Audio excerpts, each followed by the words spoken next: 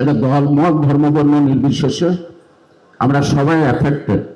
আমরা বাঁচতে চাই, আমরা আমাদের ন্যায্য হিস্যা চাই। এই স্লোগানটা মুখরিত করা দরকার। শহীদ রাষ্ট্রপতি জিয়াউর রহমান যেই চুক্তিটি করেছিলেন সেখানে একটি গ্যারান্টি ক্লজ ছিল যে সর্বনিম্ন এত কিউসেক পানি বাংলাদেশ পাবে। কিন্তু এখানে যে চুক্তিটা হয়েছে সর্বশেষ, সেই চুক্তিটা হলো ফারাক্কায় যে পরিমাণ পানি উপস্থিত থাকবে সেখান থেকে ভাগাভাগি। সুতরাং সেখানে তো আসে না, পানি তো আগেই রাজস্থান থেকে আরম্ভ করে মরুভূমিতে সব জায়গায় চলে যায়। ফারাক্কার অবস্থানটা সম্ভবত বিহারের সীমান্তে বরাবর, সেই কারণে ফারাক্কার জন্য বিহারও ক্ষতিগ্রস্ত হয়, সে কারণে পশ্চিমবঙ্গ ক্ষতিগ্রস্ত হয়, আর আমরা পুরাটাই ক্ষতিগ্রস্ত হই।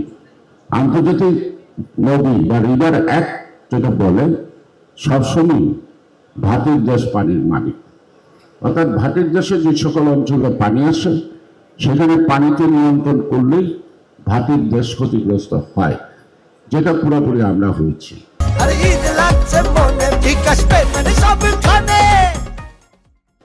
শহীদ রাষ্ট্রপতি জিয়াউর রহমান যখন গেলেন তার আগে এই ঐতিহাসিক ফারাক্কা মার্চ, এই ফারাক্কা মার্চে সরকার থেকে জিয়াউর রহমান যথেষ্টভাবে এটাকে সফল করার জন্য বা বাংলাদেশের একটা জনমত তৈরি করার জন্য তিনি সর্বাত্মক সহযোগিতা করেন।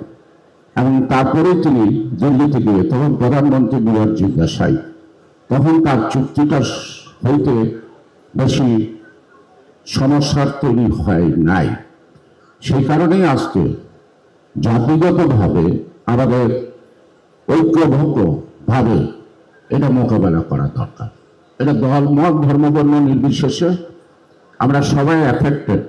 আমরা বাঁচতে চাই, আমরা আমাদের ন্যায্য হিস্যা চাই।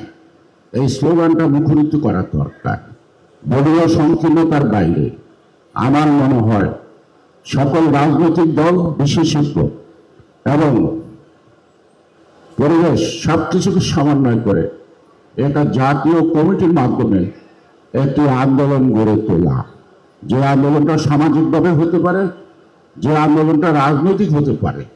সরকার টু সরকার ঝগড়া ফেসাদ না করে আমরা আমাদের জনগণ তাদের প্রাপ্তির জন্য তারা সংঘবদ্ধভাবে যদি এই স্লোগানটা তুলতে পারে, তাহলে জাতিসংঘ থেকে আরম্ভ করে বহির্বিশ্বের সকল দেশ একটু সজাগ হবে, নাড়াচাড়াটা বসবে, তারাও চেষ্টা করবে এই অভিন্ন চুক্তিগুলি সমাধান করার ক্ষেত্রে তাদের পক্ষ থেকে সুপারিশ বা একটা চাপ সৃষ্টি হতে পারে।